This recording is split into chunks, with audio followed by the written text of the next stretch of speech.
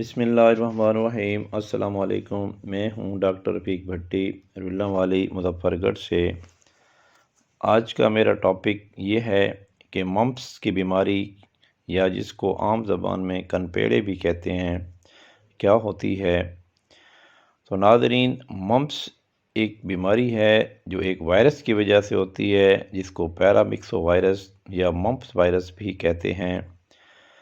یہ عام طور پر سیلف لمیٹنگ ہوتی ہے، یعنی بہت جلد موضوعات خود ختم ہو جاتی ہے اور بہت ہی ہائیلی کنٹیجیس ہے، یعنی ایک سے دوسرے کو بڑی تیزی سے لگ جاتی ہے۔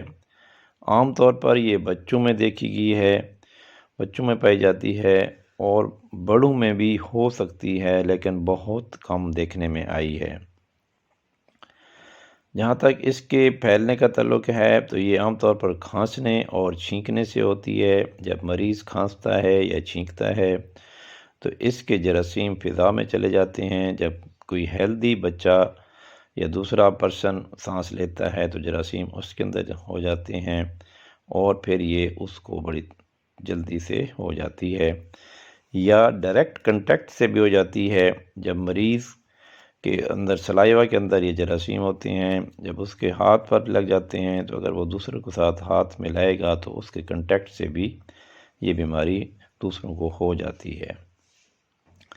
تو جہاں تک اس کی علامات کا تعلق ہے تو اس میں بخار ہو جاتا ہے، سر درد ہوتا ہے اور بھوک ختم ہو جاتی ہے، بہت کمزوری محسوس ہوتی ہے اور سردی زیادہ لگتی ہے۔ ظاہراً اس کے کان کے نیچے جو سلائیوا پیدا کرنے والے غدود جس کو پیروٹڈ گلینڈ کہتے ہیں، کان کے سامنے اور نیچے، اور یہ سوج جاتے ہیں اور گال بھی سوجے ہوئے نظر آتے ہیں اور سخت ہو جاتے ہیں۔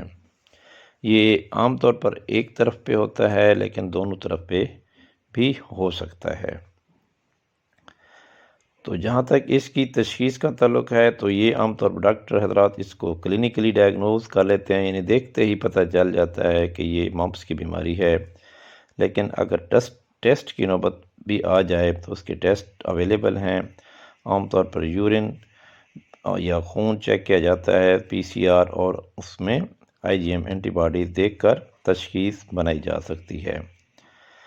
تو جہاں تک اس کی پریونشن کا تعلق ہے تو اس کے لیے ویکسین MMR کے نام سے یورپین کنٹریز میں موجود ہے۔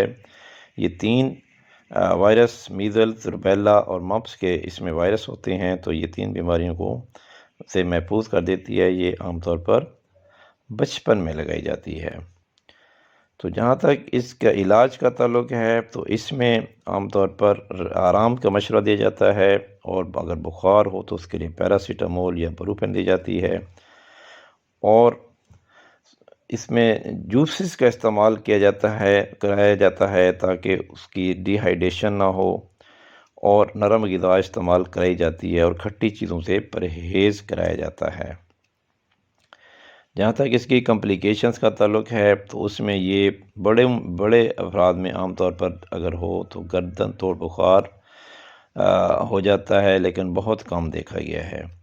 اور اسی طرح انفرٹیلیٹی یعنی بچے پیدا کرنے کی صلاحیت عام طور پر اس میں کم ہو سکتی ہے، اور اگر خواتین کو پریگننسی کے دوران ہو جائے تو اس میں ایبارشن ہونے کا خطرہ موجود رہتا ہے۔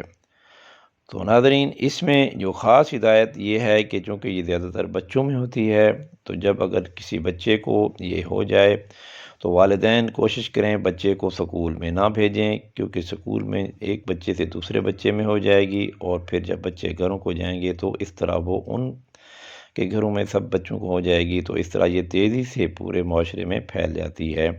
اس لیے جب کسی بچے کو ہو جائے تو اس کو گھر پر آئسولیٹ کر لینا چاہیے۔ تقریباً ہفتہ سے 2 ہفتے تک گھر میں رکھنے سے یہ بیماری خود بخود ختم ہو جاتی ہے۔ تو ناظرین، امید ہے کہ اس کے بارے میں آپ کو ممپس کے بارے میں تفصیلات پہنچ گئی ہیں۔